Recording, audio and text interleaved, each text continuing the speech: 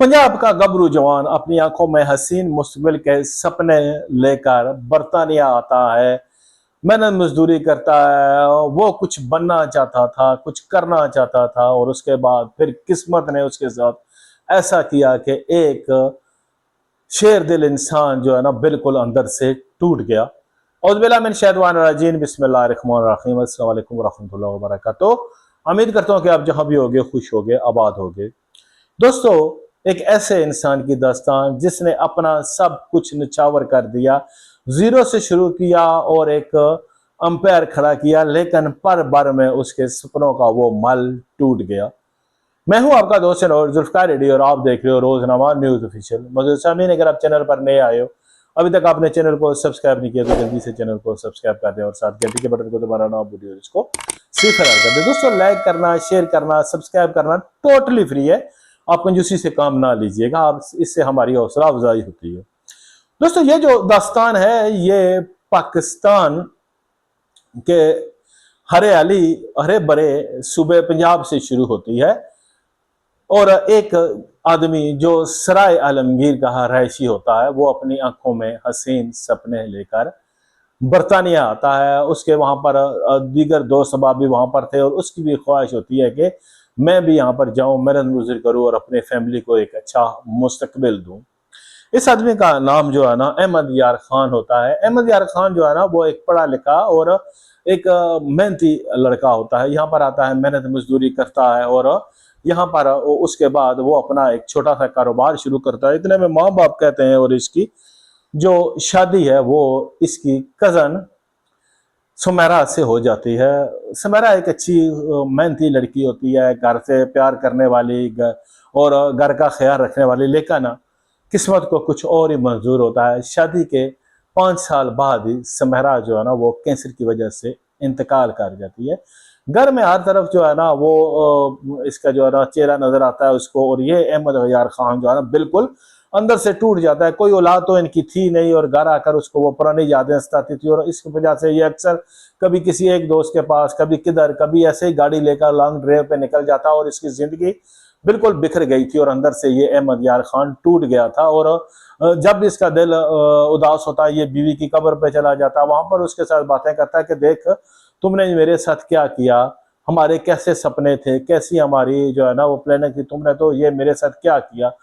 और बिल्कुल ये अहमद यार खान अंदर से टूट गया था। और जब इसके हालात इसके दोस्त, इसके फैमिली वाले देखते हैं ना, तो वो इसको हौसला देते हैं कि देख अहमद यार खान, ठीक है तुम्हारी हर दिल अजीज बीवी थी, तुम्हारी खूब अच्छी थी, लेकिन देख जिंदगी इसी का नाम नहीं है, खुदा ताला ने भी तुम्हें इजाजत दिया तो तुम दूसरी शादी करो। लेकिन कहता है कि पता नहीं कुछ दूसरी कैसी मिलेगी, मेरे साथ कैसा सलूक करेगी। बहरहाल इसकी जो बहन होती है वो और सब इसको फोर्स करते हैं, और ये यहाँ से जाता है पाकिस्तान।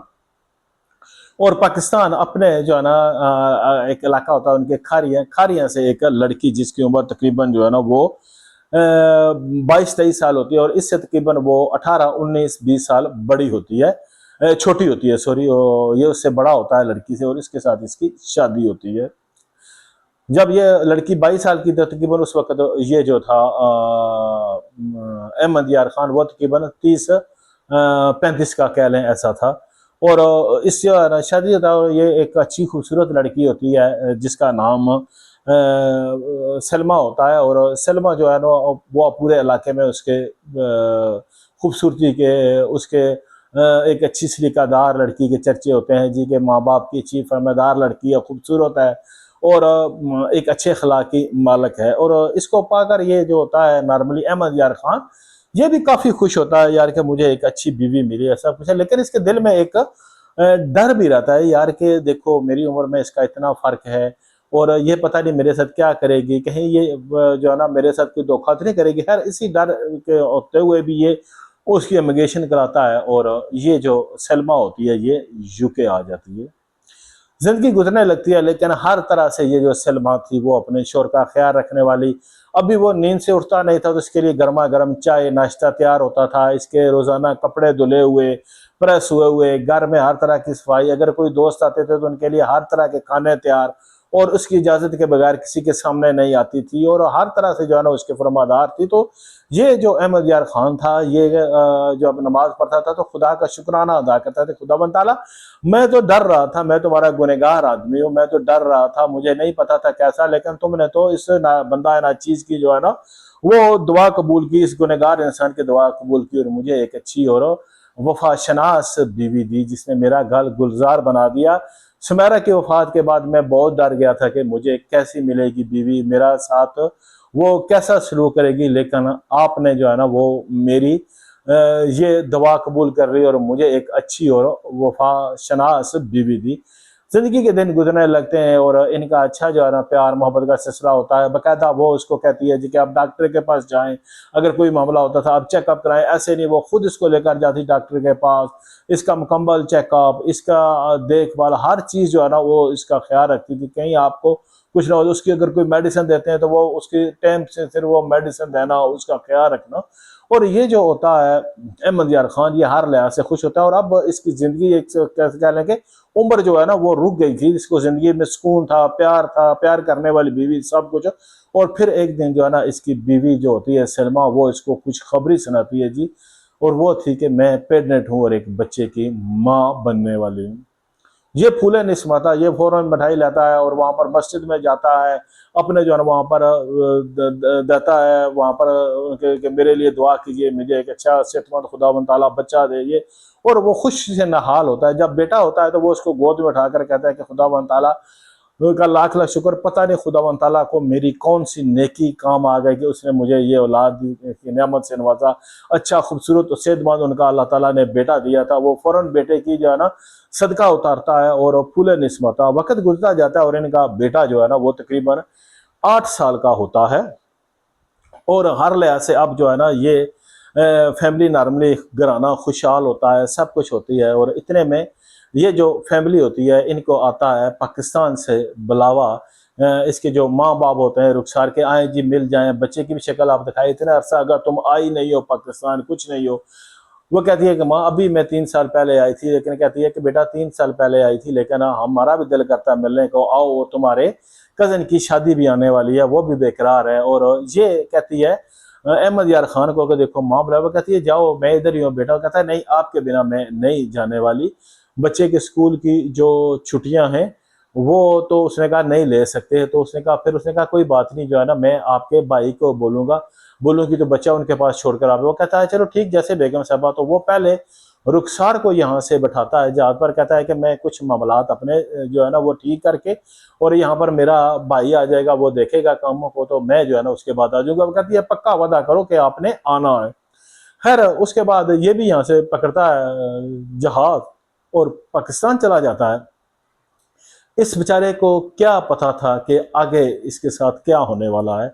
ये वहाँ पर जाता है, सब कुछ हो वहाँ पर जो है ना इंतज़ार कर रहे होते हैं, हर सर आंखों पर इसको बिठाया जाता है। ससुराल वाले, ये अपने माँ बाप की कब्रों पे जाता है, फतेहानी करता है और उसके बाद ये अपना बसेरा ससुराल में डाल लेता है, क्योंकि बीवी इसकी वहाँ पर थी, घर में इसका कौन था। 2-4 दिन के लिए ये आए, बीवी और शोर वहाँ पर अपने जो उसने माँ बाप के ख़त्म वगैरह कराए हैं सारा कुछ, उसके बाद ये दोबारा ससुराल चला गया। और वहाँ से कोई तकरीबन पौने घंटे का ये सफ़र था। तो कौन सा मौला, कहती है जब आपका दिल चाहे मैं आपके साथ आ जाऊँगी। तो वहाँ पर रहते हैं। वो कहता है नहीं ठीक है, तुम्हारे माँ बाप है तो उन्हीं के पास रहो, मेरे भी माँ बाप है उन्हीं के पास मैं रहूँगा। और जो होता है सलमा का वालद, वो इस अहमद यार खान से कोई 2 साल 3 साल का ही फर्क होता है, इतना वो बूढ़ा नहीं होता है, ये रहने लगता है।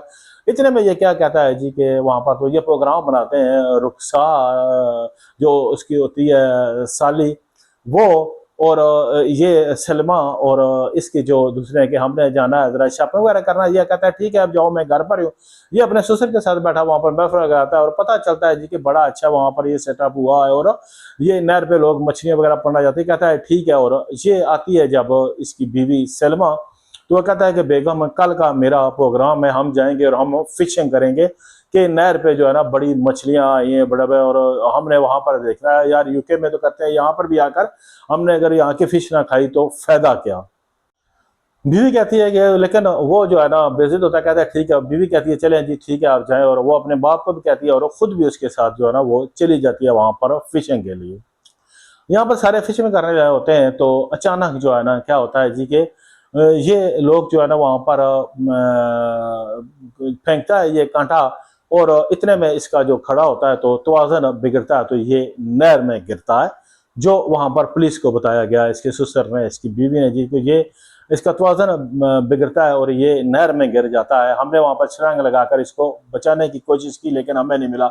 वहाँ पर 112 कॉल की जाती है, रेस्क्यू वाले आ जाते हैं और सारा कुछ होता है। कहते हैं किधर, वो बीवी कहती है जी कि मैं भी वहाँ पर थी, सारा कुछ। और वो भी जो है उसने वहाँ पर छलांग लगानी चाहिए, कहते हैं जी कि बीवी भी इसने छलांग लगाई थी, लेकिन उसको बाप ने पकड़ लिया था क्योंकि उसको गोते आ रहे थे, सारा कुछ है। और मैं भी, मेरा जो बेटा था वो भी, हमने काफी दूर तक गए, लेकिन वो कहीं जो है ना वो नीचे वो पानी के हो गया था, हमें मिला नहीं। पानी का बहाव जो था वो काफी तेज। उन्होंने कहा इतना पानी का बहाव तेज था तो आप यहाँ पर फिशिंग करने के लिए आए, आपका दिमाग तो ठीक है। वो कहता है जी कि उसी ने बोला था कि चलो फिशिंग के लिए चलते हैं, तो हम मजबूर थे।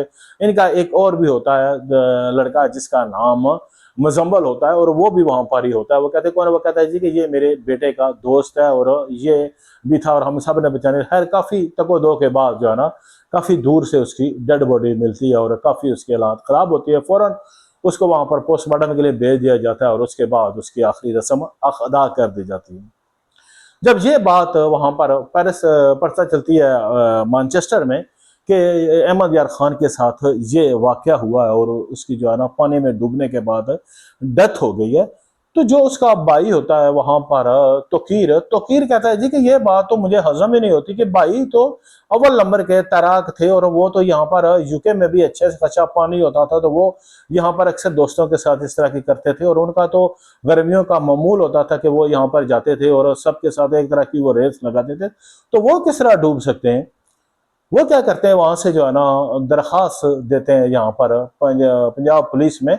कहते हैं जी कि मेरे भाई की जो है ना ये मौत की तहकीकात की जाए, सारा कुछ वो देखते हैं। उसके बाद क्या होता है, अब जिस जगह पर वो थे वहां पर कोई सीसीटीवी कैमरा नहीं था, कोई वहां पर गवाह नहीं था, क्या करें।